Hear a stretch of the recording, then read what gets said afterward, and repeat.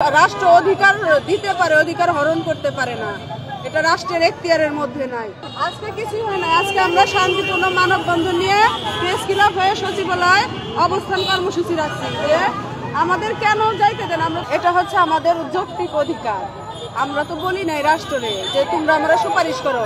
তোমরা রাষ্ট্র অধিকার দিতে পারে, অধিকার হরণ করতে পারে না। এটা রাষ্ট্রের এখতিয়ারের মধ্যে নাই।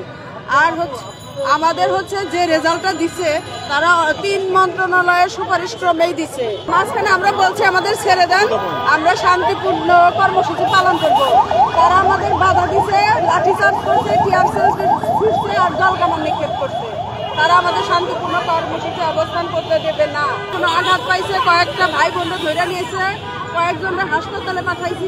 হাসপাতালে কতজনকে নেওয়া হয়েছে? হাসপাতালে এটা আনুমানিক এখনো জানি না, এখনো ছত্রভঙ্গ আছে। আমরা যখন আমরা সবাই একসাথে হব আমরা জানাতে পারবো। আমরা শিক্ষক, আমরা যখন বাচ্চাদের পড়াবো তখন আমরা শিখাবো সত্য পথে কিভাবে অনড় থাকতে হয়।